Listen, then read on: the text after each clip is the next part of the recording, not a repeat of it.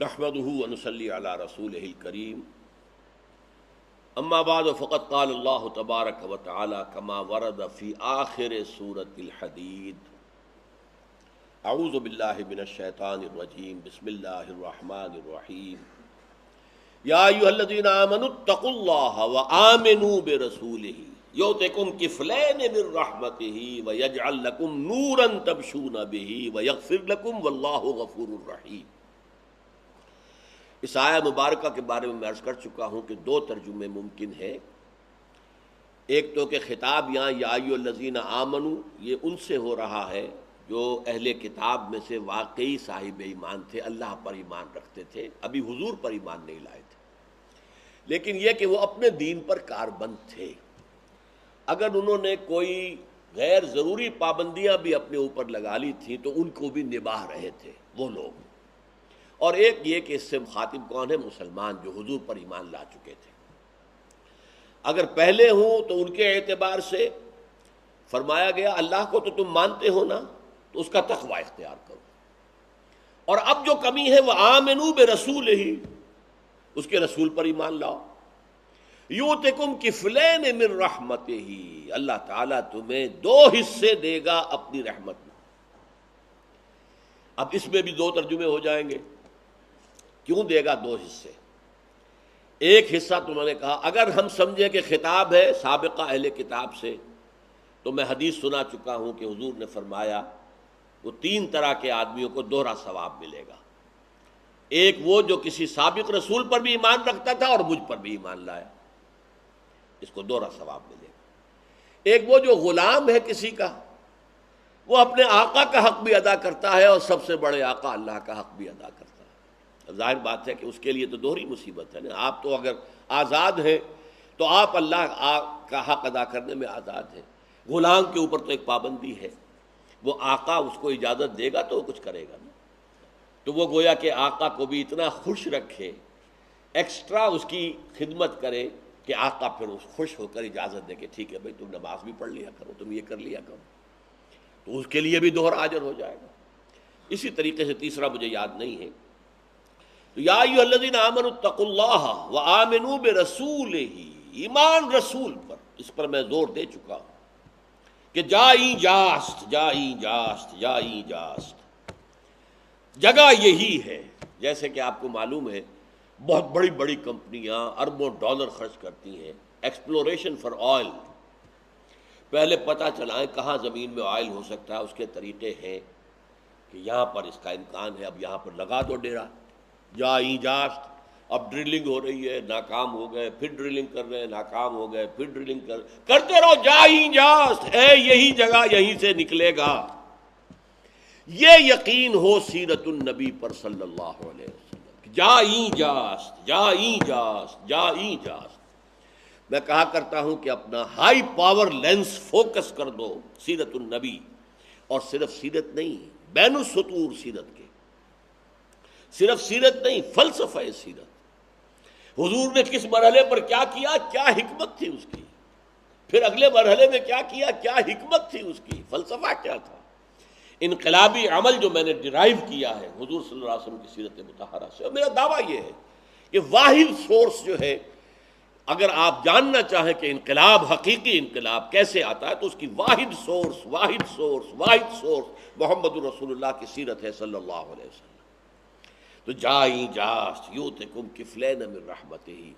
اچھا کفلین کیوں ہو جائے گا؟ اگر سابق تھے تو ان کے تو کفلین ہو گیا کہ وہ حضرت عیسیٰ کی نبوت پر ایمان رکھتے تھے، حضور پر بھی، اور صحابہ اگر یہی کام کر رہے ہیں، مسلمان کر رہے ہیں، تو وہ نمونہ بن جائیں گے، گویا کہ وہ لوگوں کے لیے حضور کا نمونہ بن جائیں گے، اسوہ رسول کی نمائندگی کریں گے، تو دوہری ان کو اللہ تعالیٰ کی طرف سے دو حصے ملیں گے کہ ایک انہوں نے اتباع کیا رسول کا صلی اللہ علیہ وسلم، اور ایک یہ کہ وہ دوسروں کے لیے رسول سے آشنا ہونے کا ذریعہ بن گئے، رسول سے متعارف ہونے کا ذریعہ بن گئے، سنت و سیرت رسول کو عام کرنے کا ذریعہ بن گئے۔ یؤتکم کفلین من رحمتہ وَيَجْعَلْ لَكُمْ نُورًا تَمْشُونَ بِهِ، بہت اہم ہے، بہت اہم ہے، اور تمہیں نور دے گا جس کو لے کر تم چلو گے، جس کی روشنی میں راستہ طے کر سکو گے۔ یہ نور سنت اسوہ رسول، دنیا کی جد و جہد میں یہ نور ہے تمہارے لیے، اسی نور میں راستہ طے کرو گے تو انقلاب آئے گا جو محمد نے برپا کیا۔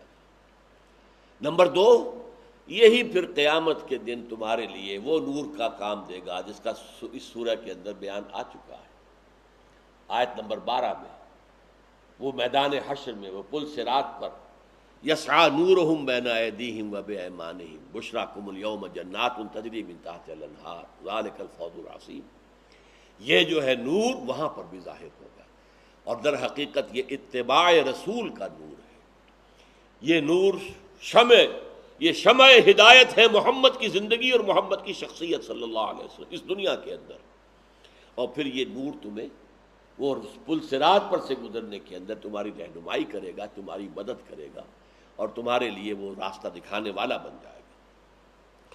یا ایھا الذین آمنوا اتقوا اللہ وآمنوا برسولہ یؤتکم کفلین من رحمتہ، وہ دے گا تمہیں اپنی رحمت کے 2 حصے، وَيَجْعَلْ لَكُمْ نُورًا تَمْشُونَ بِهِ، اور تمہیں وہ نور عطا کر دے گا کہ جس کے اندر راستہ دیکھ کر چل سکو گے، وَيَغْفِرْ لَكُمْ، ایک اور وعدہ، کہیں کوئی خطا ہو جائے، غلطی ہو جائے، کہیں نفس نے کوئی زیادہ زور مار دیا، کہیں حالات میں جذبات جو ہے زیادہ بھڑک گئے، کہیں کوئی خطا سرزد ہو گئی، یغفر لکم، اللہ معاف کر۔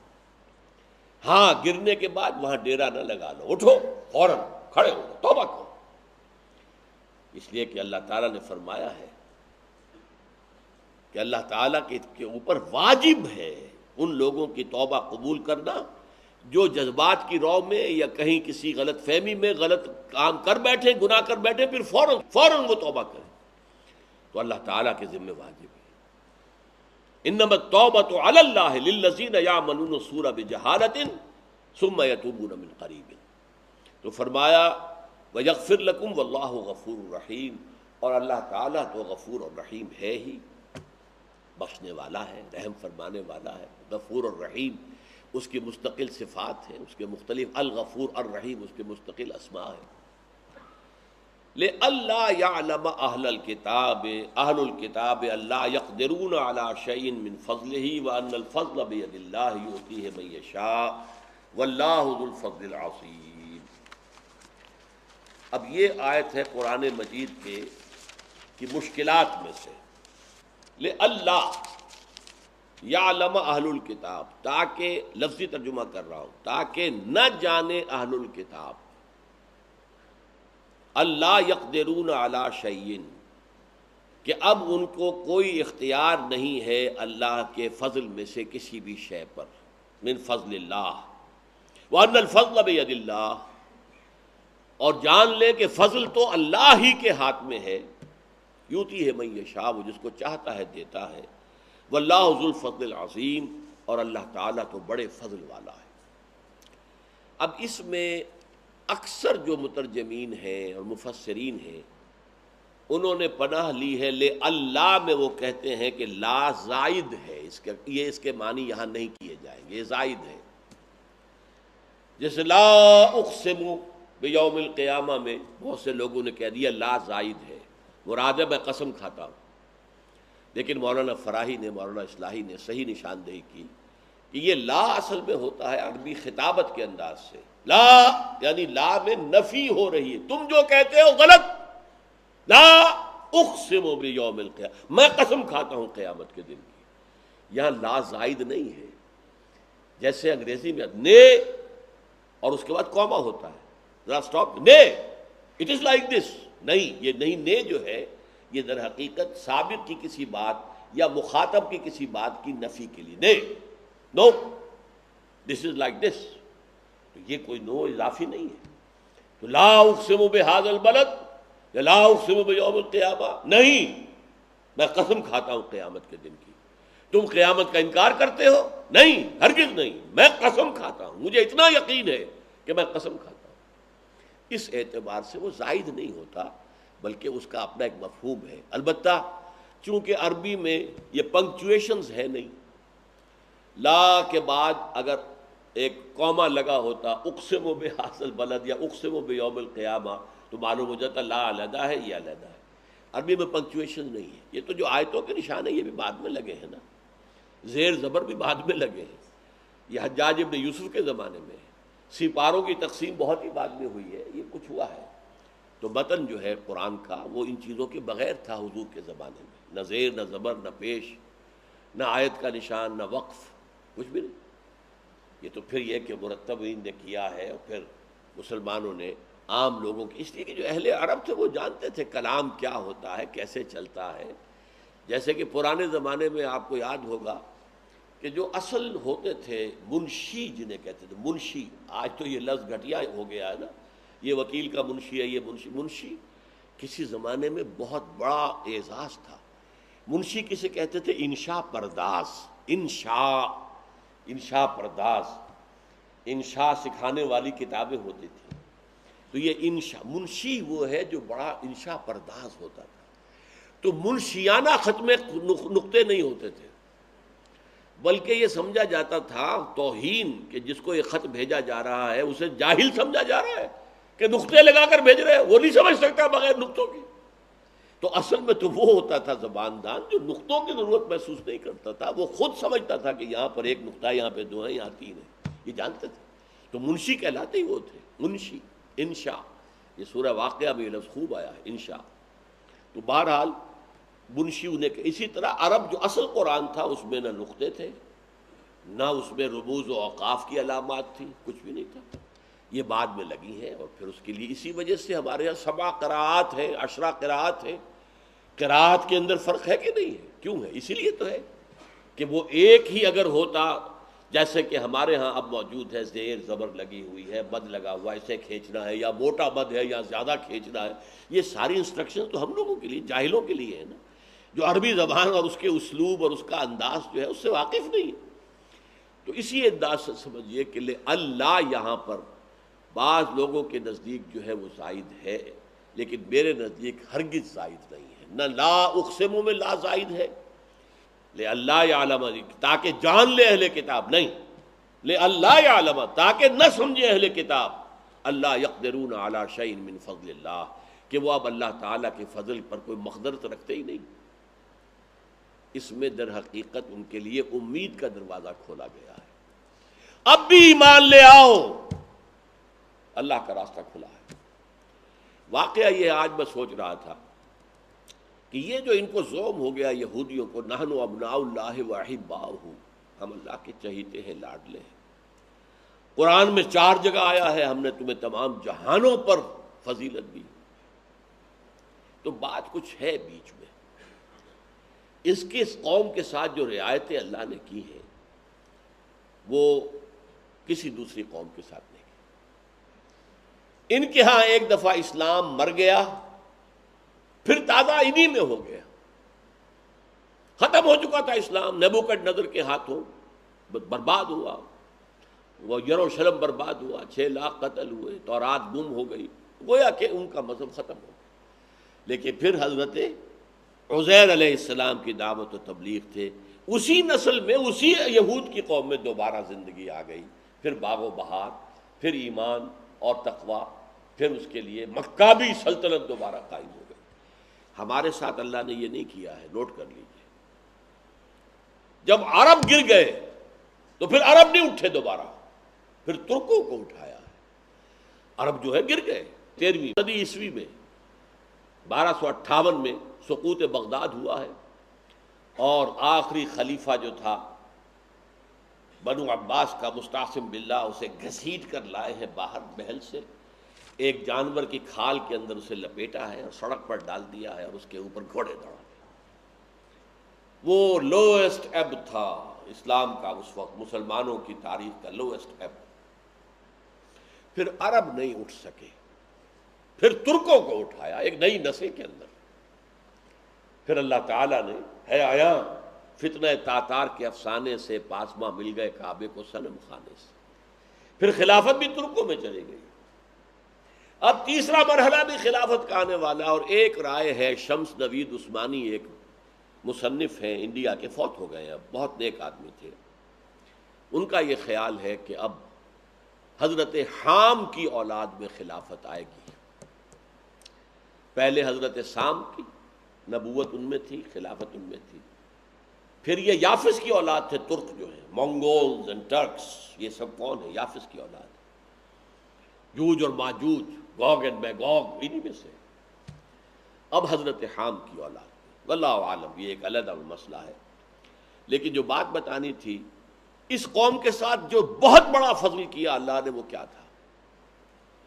کسی قوم کو یہ رعایت نہیں دی گئی کہ اگر اس نے من حیث القوم اپنے رسول کا انکار کر دیا تو اسے بخشا گیا ہو، بخشا مانی چھوڑ دیا گیا ہو، ہلاک کر دیے جاتے تھے۔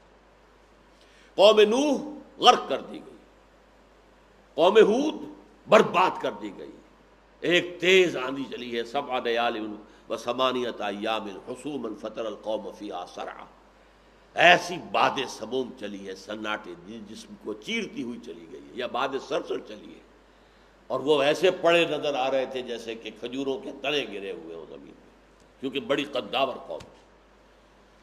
پھر قوم سمود اسی طرح ہلاک کی گئی، قوم شعیب اسی طرح ہلاک کی گئی، عمورہ اور کی بستیاں جو ہیں، وہ حضرت لوط جہاں بھیجے گئے وہ بھی اسی طرح تباہ کی گئی، ختم کی گئی، ایک ایک آدمی ختم، آل فرعون غرق کر دیے گئے۔ یہ قوم، ان کی طرف رسول آئے حضرت عیسیٰ، اور ان بدبختوں نے جتنی زیادتی کی ہے اپنے رسول پر، اتنی کسی اور قوم نے اپنے رسول پر زیادتی نہیں کی۔ انہیں ولد الزنا قرار دیا، انہیں جادوگر قرار دیا، جادو کفر ہے لہذا کافر ہے، مرتد ہے، واجب القتل ہے، سولی پہ چڑھا دو۔ پھر بھی اللہ نے اس قوم کو ہلاک نہیں کیا، کیوں نہیں کیا؟ یہ ایک بڑا اہم مسئلہ ہے۔ قوم نوح ہلاک کی گئی، اور حضرت عیسیٰ کے بارے میں قرآن صراحت سے کہتا ہے سورہ آل عمران میں، رسولاً الی بنی اسرائیل، ہم نے عیسیٰ کو رسول بنا کر بھیجا تھا بنی اسرائیل کی طرف، اور بنی اسرائیل نے بحیثیت قوم ان کا نہ صرف انکار کیا بلکہ اپنے خیال میں تو سولی پر چڑھوا دیا، پھانسی دلوا دی۔ یہ دوسری بات ہے کہ اللہ نے انہیں اٹھا لیا، اچھا انہیں اٹھا لیا اور ان پر عذاب نہیں بھیجا۔ آیا عذاب، ٹائٹس رومی کا عذاب آیا ہے 40 برس بعد، حضرت عیسیٰ کے رفع سماوی کے بعد 1,33,000 ایک دن میں قتل ہوئے ہیں، اور سیکنڈ ٹیمپل جو گرا ہے تو آج تک گرا پڑا ہے، لیکن ختم نہیں ہوئے وہ عذاب استیصال، ایک ایک فرد ختم ہو جائے نہیں۔ بنی اسرائیل جو ہے بچ گئے، صرف نکال دیے گئے، ڈائسپورا شروع ہو گیا، جاؤ بھاگ جاؤ، فلسطین سے نکل جاؤ، کچھ امریکہ چلے گئے، کچھ انگلستان چلے گئے، کچھ یورپ میں بس گئے، کوئی رشیا چلے گئے، کوئی انڈیا آ گئے، کوئی ایران میں بسے ہوئے، ابھی تک موجود ہے اصفہان کے علاقے میں۔ اور حضور کی حدیث ہے کہ دجال جب نکلے گا تو اصفہان کے 70,000 یہودی اس کے ساتھ ہوں گے۔ اور میں نے پتہ کیا تھا ایرانیوں سے، ہاں کہ یہاں پہ ہے کافی تعداد میں جو ہے یہودی ہیں، ان کے اچھے کاروبار ہیں، ترکی میں یہودی ہیں، یہ سارا ڈائسپورا تھا۔ کیا وجہ ہے؟ کوئی خاص معاملہ ہے؟ اگرچہ قانون خداوندی پورا ہوگا، یہ صرف ڈیلے کیا ہے اللہ نے، جیسے کسی کو کنڈم کر دیا جائے، لیکن ابھی اسے سزا موت سنا تو دی گئی ہے، ابھی پھانسی نہیں چڑھا، لیکن ان کے ساتھ ایک اور اللہ نے جو رعایت بخشی، ایک اور موقع دیا کہ ہمارے رسول محمد پر ایمان لے آؤ تب بھی بچ جاؤ گے۔ تم نے ہمارے رسول عیسیٰ کے ساتھ تو یہ کیا، یہ کیا، یہ کیا، یہ کیا، یہ کیا، مستحق تو ہو چکے ہو عذاب استیصال، آخری عذاب، بڑے عذاب کے مستحق تو اس وقت سے ہو چکے ہو۔ یہ ہماری رحمت ہے، یہ ہمارا فضل ہے، یہ ہمارا کرم ہے۔ سورہ بنی اسرائیل میں فرمایا عسیٰ ربکم ان یرحمکم وان عدتم عدنا، دیکھو اب بھی تمہارا رب تم پر رحمت کرنے کو تیار ہے۔ تو ہے نا کوئی خاص لاڈ دوسری قوموں سے؟ دوسری قوموں کو تو انہوں نے اپنے رسول کو اگر ہلاک کرنے کی کوشش کی تو وہ قومیں ہلاک کر دی گئی، ختم۔ انہوں نے ہلاک کرنے کی کوشش تو کی کہ نہیں کی، بالفعل تو نہیں ہوئے وہ، لیکن انہوں نے تو اپنے طور پہ کرا دیا، لیکن انہوں نے نہیں ختم نہیں کیا گیا۔ 2000 برس بیت چکے اس واقعے کے اوپر، سوچیے۔ اور حضور کی آمد پر موقع دیا گیا، اب بھی تمہارے لیے دروازہ کھلا ہے۔ یہ ایک بہت بڑی اسپیشل کنسیشن تھی یہود کے لیے۔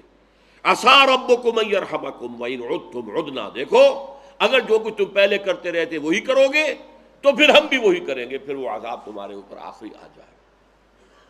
وہ بات ہے جو یہاں کہی جا رہی ہے۔ یہ دروازہ ابھی کھلا ہے، دیکھو یہودیوں، ابھی دروازہ کھلا ہے، لِأَلَّا يَعْلَمَ أَهْلُ الْكِتَابِ، تاکہ نہ سمجھیں یہ اہل کتاب، اللہ يَقْدِرُونَ عَلَى شَيْءٍ مِّن فضل اللہ، کہ اب ان کو کوئی مقدرت حاصل نہیں ہے اللہ کے فضل کو حاصل کرنے کی۔ وَإِنَّ الْفَضْلَ بِيَدِ اللَّهِ، اللہ فضل جو ہے وہ تو اللہ کے ہاتھ میں دیتا ہے جس کو چاہتا ہے، یوتی ہے من یشاء، جس کو چاہتا ہے۔ اب بھی دروازہ کھلا ہے، ہم تو مائل برم ہیں، کوئی سائل ہی نہیں، تم آؤ گے نہیں تو پھر تمہارا آخری حساب ہونا ہے، وہ ہونا ہے۔ اور اس میں دوسری حکمت کیا تھی؟ ایک حکمت تو رعایت دی کہ ایک موقع اور مل جائے انہیں سنبھلنے کا، ہوش میں آنے کا، توبہ کرنے کا حضور کی بعثت پر۔ اور دوسری حکمت کیا تھی؟ جو خیر امت محمد الرسول اللہ کی دنیا میں آئے گی، اور اس میں جو خیر ہیں، بہتر ہیں، وہ ہے کون؟ امیین، عرب، جن کی زبان میں یہ قرآن نازل کیا گیا۔ جب یہ غلط راستے پر چلیں گے تو انہیں سزا کن کے ہاتھوں دلوائی جائے گی؟ یہودیوں کے ہاتھوں ان کو سزا دلوائی جائے گی، جو آج اب اپنی آنکھوں سے آپ دیکھ رہے ہیں۔ 130، 140، 150 کروڑ مسلمان ہیں جن کے نگاہوں کے سامنے ہو رہا ہے جو کچھ ہو رہا ہے۔ یہ 15 کروڑ مسلمان ہیں جن کے نگاہوں کے سامنے جو ہے کشمیر میں جو کچھ ہو رہا ہے۔ روزانہ خبریں آ جاتی ہیں، آج 8 اور شہید کر دیے گئے، آج 15 اور شہید کر دیے گئے، آج اتنے اور شہید ہو گئے، آج اتنے مکان اور جلا دیے گئے۔ سب پڑھ رہے ہیں، لیکن ہے کوئی ہمت ہمارے اندر کھڑے ہو جانے کی؟ یہ ہوتی ہے ذلت اور مسکنت۔ آج پوری امت مسلمہ پر تو ہے ذلت و مسکنت، اور سب سے بڑھ کر یہ ہے گاڑھا ترین عربوں کے اوپر، اور کن کے ہاتھوں؟ یہودیوں کے ہاتھوں۔